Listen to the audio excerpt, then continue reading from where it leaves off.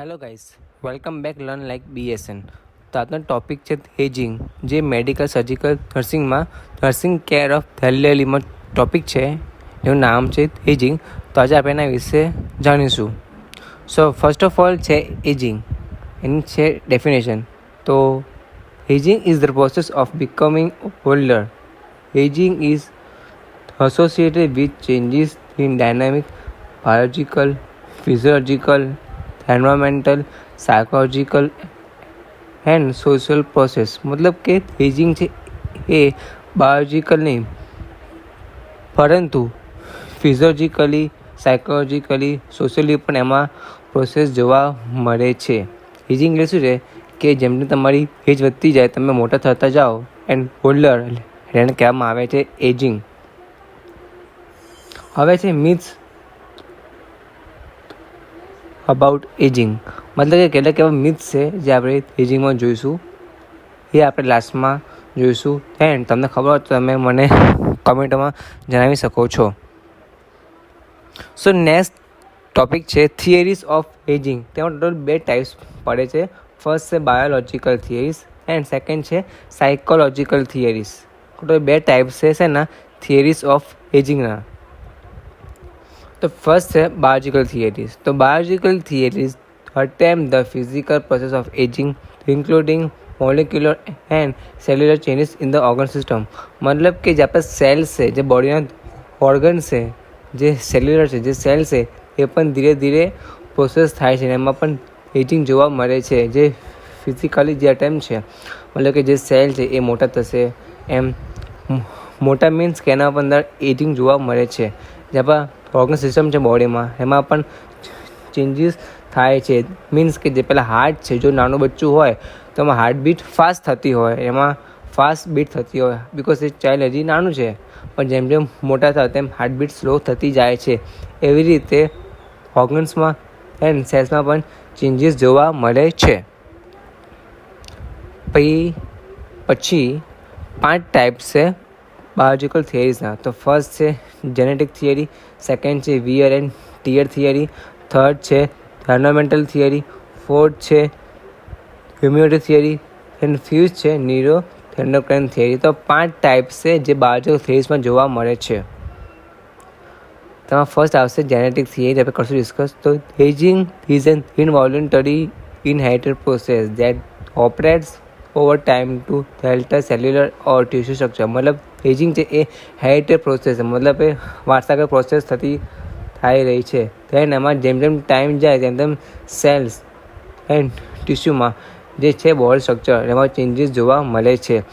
This theory suggest that life span longevity changes, મતલબ જે આપણી જે લાઈફની જે છે લોંગેવિટી, મતલબ જે લાઈફ સ્પાન છે આપણું બોડીનો લાઈફ સ્પાન, એમાં પણ ચેન્જીસ જોવા મળે છે. સેકન્ડ છે wear and tear theory. Which are the waste products of metabolism accumulate and cause damage to biological structure. મતલબ કે જે આપણું વેસ્ટ છે બોડીમાં, જો એ વધારે પડતો અંદર સ્ટોર થતું જશે જે વેસ્ટ છે, તો એના કારણે આપણા બાયોલોજીકલ જે છે સ્ટ્રક્ચર બોડી પર એનું અફેક્ટ જોવા મળશે. તમે સમજી ગયા. જેમ કે થાઇરોઇડ બહુ વધારે હશે તો એ હાઇપર થાઇરોઇડિઝમ કરશે, તો એ પણ આપણા બોડીને અફેક્ટ કરશે. એવી રીતે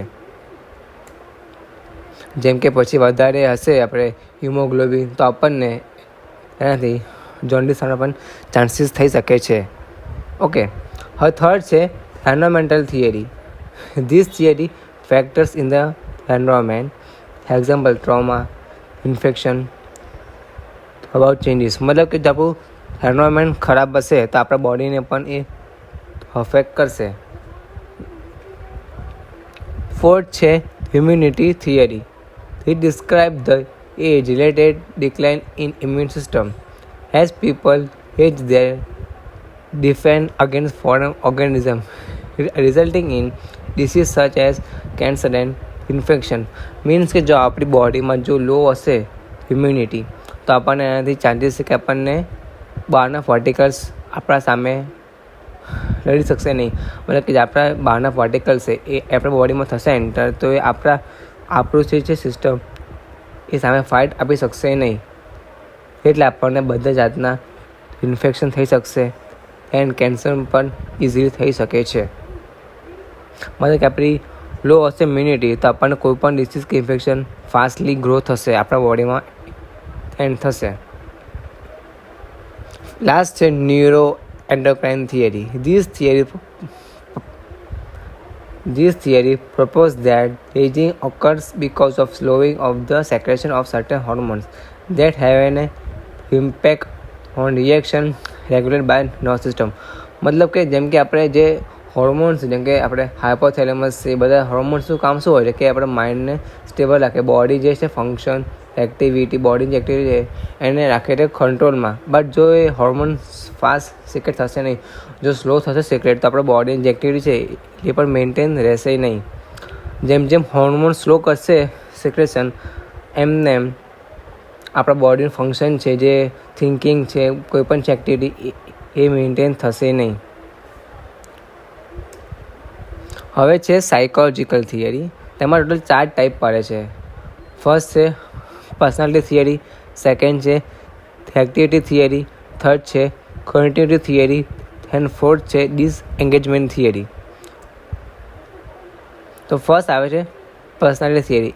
એ આપણે જોઈશું. It address aspect of psychological growth without delegating specific tasks or expectations of older adults. Some evidence suggests that personality characteristics in old age are highly correlated with early life characteristics. મતલબ કે તમે જોયું છે કે જેમ જેમ ઉંમર વધતી જાય છે, જેમ જેમ દાદા દાદીઓને નાના છોકરા જેવું બચપન જીવે છે, નાના છોકરા જેવી એ લોકો આદતો પાડે છે, એ બધું સાયકોલોજીકલ થિયરીમાં આવે છે. સમજ્યા? તો આપણે જે એમનો ગ્રોથ છે સાયકોલોજીકલ ગ્રોથ છે એ આપણે કોઈ ટાસ્ક થ્રુ કે આપણે કોઈ હોપ રાખીને એમનું મેન્ટેન કરવાનું નથી. મતલબ કે જે દાદા દાદીઓ છે તેમની જે મેન્ટાલિટી છે જે સાયકોલોજીકલ ગ્રોથ જો આપણે જાણવું હોય તો આપણે એને ટાસ્ક આપીને કે એક્સપેક્ટેશન કરીને જાણી શકતા નથી. સેકન્ડ છે activity theory. This theory holds that the maintenance of activities is important to most people as basis for dividing and sustaining satisfaction, self-esteem, health. મતલબ કે તમે જોયું છે કે જેમ જેમ મોટા થઈ તેમ દાદા દાદી મોસ્ટલી ઘરે બેસી રહેતા હોય છે એન્ડ કંઈ કામ કરતા નથી. તો એમને પણ એ કામ ના કરે તો એમને મેન્ટલી પ્રોબ્લેમ થશે, કોઈ હેલ્થ પ્રોબ્લેમ થશે. પણ જો એ કોઈ કામમાં બિઝી રહેશે તો એમનું માઇન્ડ પણ રહેશે ડાયવર્ટ અને હેલ્ધી રહેશે. બસ તો આપણે દાદા દાદી કોઈ પણ નાના મોટા કામમાં બિઝી રાખવા જેનાથી એ લોકોને મેન્ટલી પણ કોઈ બિઝી રહે, એ લોકોને સેલ્ફ એસ્ટીમ મળે એન્ડ હેલ્થ પણ સારી રહે. થર્ડ છે cognitive theory. It emphasizes the individual previously established coping abilities and personal character traits as basis for predicting how the person will adjust. મતલબ કે કોગ્નિટિવ થિયરી શું કે તમારે કામ કરતું રહેવાનું છે.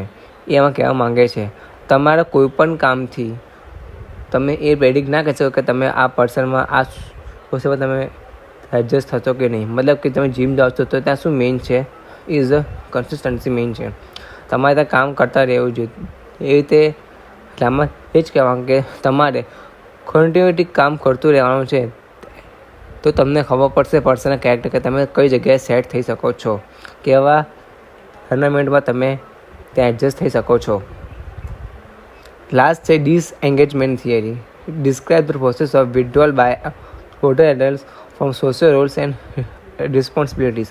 મતલબ કે એક સોસાયટી મતલબ કે સમાજ કોણ રન કરી શકે કે જે મેન્ટલી ફિઝિકલી હેલ્ધી હોય, જે એનું ફંક્શન પાવર થિંકિંગ પાવર એ પ્રોપર થતું હોય એ જ આ સોસાયટી સમાજ રન કરી શકે છે. જો કોઈ ઓલ્ડર ચેડલ છે તો એ ફિઝિકલી એટલો હેલ્ધી હશે નહીં એન્ડ મેન્ટલી પણ એટલો હેલ્ધી હશે નહીં તો એ ઇઝીલી સોસાયટી રન કરી શકશે નહીં. આમાં એ જ કહેવા માંગે છે this withdrawal process is predictable, systematic and necessary for the proper functioning and growth society. જેમાં અંદર લખ્યું છે કે નેસેસરી છે કે જેનું ફંક્શન પ્રોપર ચાલતું હોય એ જ આ સોસાયટીને ગ્રો કરી શકે છે. હવે છે નોર્મલ એજિંગ પ્રોસેસ. મતલબ કે એજિંગની શું પ્રોસેસ છે એ આપણે જોઈશું. તમે 4 પડે છે. ફર્સ્ટ છે બાયોલોજિકલ, સેકન્ડ છે સાયકોલોજિકલ, થર્ડ છે સોશિયોકલ્ચર એન્ડ ફોર્થ છે સેક્સ્યુઅલ એસ્પેક્ટ ઓફ એજિંગ.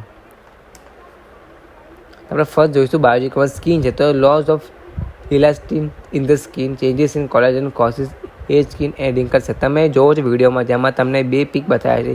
એક સ્કિન જે બહુ ફેટ છે, દેન ક્લીન છે એન્ડ ટાઇટ છે, મતલબ કે જે ન્યૂ હોય, જે એની હોલ્ડર થયા નથી એની છે. એન્ડ સેકન્ડ પેજ તમે જોવો છો જેમાં અંદર રિંકલ છે, સેક છે, જે સ્કિન છે કોલેજન એ થોડી ડેમેજ છે, એ તમે જોઈ શકો છો. શું ડિફરન્સ છે 2 સ્કિન વચ્ચે. પછી છે cardiovascular system, loss of pacemaker cells, decrease in maximum heart rate, diminish output, decrease activity of heart valves. મતલબ કે તમે જોયું કે જેમ જેમ એ વધતી જાય તેમ તેમ જે હાર્ટ રેટ છે એ પણ ડિક્રીઝ થતી જાય છે. જે કાર્ડિયાક આઉટપુટ છે, જે કાર્ડિયાક રિધમ છે એ પણ ધીરે ધીરે લોસ થાય છે એન્ડ ડિક્રીઝ થવા માંડે છે. જે હાર્ટ વાલ્સ જે છે ફાઇબર ટિશ્યુ એ પણ થોડું ડિક્રીઝ જોવા મળે છે.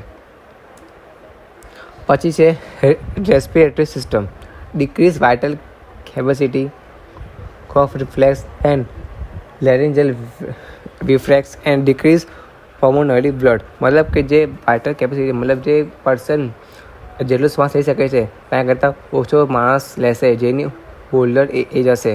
મતલબ એની વાઇટલ જે હશે, જેની રિધમ એ લો હશે. પછી જે બ્લડ ફ્લો ફાસ્ટ થતો હશે બોડીમાં, લંગ્સમાં, એટલો ફાસ્ટ થશે નહીં, એટલે એમાં પણ ડિક્રીઝ જોવા મળશે. થર્ડ છે ગેસ્ટ્રોઇન્ટેસ્ટાઇનલ system, altered absorption from GI tract, constipation, reduction in the intestine production, shrinkage and fibrosis of the root pulp. મતલબ કે જે બોડીમાં જે છે સ્ટમક, ત્યાં ખાવાનું થતું હોય પાચન, એ પાચન ફાસ્ટ થશે નહીં, એ બોડી એને એક્સેપ્ટ કરશે નહીં, તેને પાચન થતાં વાર લાગશે. એ જ આમાં કહેવા માંગે છે. પછી લખ્યું છે કે રિડક્શન ઇન ડેન્ટાઇન પ્રોડક્શન. ડેન્ટાઇન એટલે કે દાંતની અંદર નવ સેલ આવેલું હોય છે, જેમાં આપણે કોઈ પણ વસ્તુ ખાટી ક્યાં તો બહુ ઠંડી તાપમાનની અંદર દાંત દુખે છે, થાય છે ઝંઝનાટી, એમાં પણ એ વધારે કોણ જોવા મળશે, જેની એ જ વધારે હશે તેમાં એ જોવા મળશે. પછી છે genital urinary system, decrease glomerular filtration rate, hardness of erection, decrease vaginal lubrication and enlargement of prostate. મતલબ કે જે છે કિડની, જેનું કામ શું છે કે બ્લડ રાઉન્ડ ફિલ્ટર, તો એ ફિલ્ટર ફાસ્ટ થશે નહીં, એમાં પણ અંદર જોવા મળશે, ડિક્રીઝ જોવા મળે. પછી જે છે વજાઇનલ, તેમાં અંદર એ બહુ ડ્રાય રહેશે અને એમાં ડિસ્ચાર્જ એટલું ફાસ્ટ જોવા મળશે નહીં, એટલે એમાં પણ ડિક્રીઝ જોવા મળશે. એન્ડ જે પ્રોસ્ટેટ છે જે એન્લાર્જમેન્ટ, તેમાં પણ ડિક્રીઝ જોવા મળશે. હવે છે musculoskeletal system, decrease in height because of shorting spinal column, reduce muscle strength. મતલબ જે આપણી જે બોડીની જે છે સ્પાઇનલ કોર્ડ છે તેમાં અંદર એ હાઇટ વધશે નહીં. કેમ કે જે છે તે સ્પાઇનલ કોર્ડ એ એટલી વીક હશે કે આફ્ટર ધ એજ, કે એક ટાઈમ પછી એ વધશે નહીં, એમાં ગ્રોથ થશે નહીં, એટલે હાઇટ વધશે નહીં, એટલે હાઇટ ડિક્રીઝ થશે. And reduction in muscle strength, કે આપણા જે મસલ ફાઇબર છે, જે આપણા મસલ છે તેમાં પણ અંદર આપણને રિડક્શન જોવા મળશે, કે એટલી સ્ટ્રેન્થ જોવા મળશે નહીં. હવે છે ઇમ્યુન સિસ્ટમ, કે તેમાં છે કે ઇન્ક્રીઝ સસેપ્સિબિલિટી ઓફ ઇન્ફેક્શન, મતલબ કે કોઈ પણ ઇન્ફેક્શન આપણને ઇઝીલી થઈ શકે છે. કેમ? કારણ કે આપણી જો ઇમ્યુન સિસ્ટમ લો હશે તો આપણને કોઈ પણ બહારનું ઇન્ફેક્શન આપણને થઈ શકે છે. હવે છે સ્પેશિયલ સેન્સ, તેમાં શું કહે કે thickening of optic lens, then છે reduce peripheral vision, inability to accommodate, and last છે કે reduce taste, smell and touch. તમે જોયું હશે કે જેમ જેમ એજ વધે છે તેમ તેમ લોકોની આંખો દૂર તક જોઈ શકતા નથી, કે ના સાંભળી શકે છે, કે ના શ્વાસ બરાબર લઈ શકે છે, કે ના ટચ કરે તો કંઈ ખબર પડે. જેમ કે લોકોને સેન્સ બધું ઓછું થાય. જેમ આપણા બોડીની અંદર 9 સેલ છે એનું ફંક્શન લો થાય છે, એથી આ બધું જોવા મળે છે કે દૂર જોઈ શકશે નહીં, બરાબર સાંભળી શકશે નહીં, સ્મેલ કે ટેસ્ટ કે ટચ એ બરાબર ફંક્શન પ્રોપર થશે નહીં. હવે છે સાયકોલોજીકલ એસ્પેક્ટ ઓફ એજિંગ. તેમાં 3 ટાઈપ છે. એક તો છે changes in mental functioning, changes in memory, and third છે લર્નિંગ એન્ડ ઇન્ટેલિજન્સ. તો આપણે જોઈશું ફર્સ્ટ, તેમાં છે ચેન્જીસ ઇન મેન્ટલ ફંક્શનિંગ. તેમાં છે decrease adaption, perception, comprehension and increase ability thoughts and stress. મતલબ કે જે મેન્ટલ ફંક્શન છે તેમાં કોઈ પણ વસ્તુ હોય કોઈ બોલશે નવો માણસ, જેમ કે કોઈ છે મેમ કે ટીચર છે તે કોઈ પણ વસ્તુ સમજાવશે તો એ ફાસ્ટલી કે એને અંદર બોડીમાં અંદર માઇન્ડમાં અંદર જશે નહીં. મતલબ કે એને એ સમજતા વાર લાગશે. સેકન્ડ છે પરસેપ્શન. મતલબ કે શું છે મિનિંગ ઓફ પરસેપ્શન? કોઈ પણ વસ્તુ હશે પરસેપ્ટ એ ફાસ્ટલી કરી શકશે નહીં. Increase repeated thoughts. મતલબ એને એકના એક થોટ્સ થયા કરશે એને વધશે. એન્ડ લાસ્ટલી એને જેનો સ્ટ્રેસ છે એ વધી જશે. સેકન્ડ છે ચેન્જીસ ઇન મેમરી.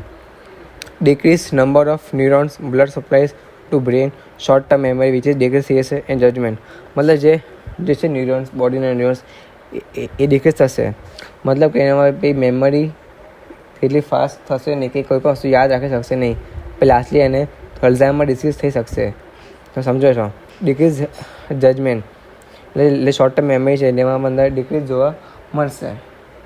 લાસ્ટ છે લર્નિંગ એન્ડ ઇન્ટેલિજન્સ. તો may affect learning information and learning affect through the age change. મતલબ જેમ જેમ એજ વધશે તો એ ન્યૂ લર્ન કોઈ કરી શકશે નહીં. બિકોઝ એની મેમરી પાવર એટલી સ્ટ્રોંગ હશે ને કે એ વસ્તુ લર્ન કરી શકે, થિંકિંગ કરી શકે. એટલે એને લર્નિંગમાં પણ કોઝ જોવા મળશે કે થિંકિંગમાં પણ કોઝ જોવા મળશે. હવે છે socio culture aspect of ageing. જે આપણે જોયા હતા 4 પ્રોસેસ છે એનું છે socio culture aspect of ageing. તેમાં શું છે કે elderly people in virtually all cultures share some basic needs and interests. They want protection from hazards and release from the variance of aging. મતલબ જે એક છે સોસાયટી કે સોશિયો કલ્ચર તેને શું હોય મેઇન વસ્તુ જોતી કે કોને પ્રોટેક્શન મળે. કોનાથી? તો કે સોસાયટીથી. સમજ્યા? કે જે વસ્તુ બોલતા હોય કે એની નીડ હોય એ એમને પ્રોપર મળી જાય. સેકન્ડ છે સેક્સ્યુઅલ એસ્પેક્ટ ઓફ એજિંગ. મતલબ કે culture stereotype play a large in the misperception many people hold regarding society of older age. મતલબ કે તમે જોયું છે કે આ સમાજમાં બહુ બધા લોકો એવા છે કે જેમને હજી પણ સેક્સ્યુઅલી નીડ હોય છે આફ્ટર ધ ઓલ્ડ એજ.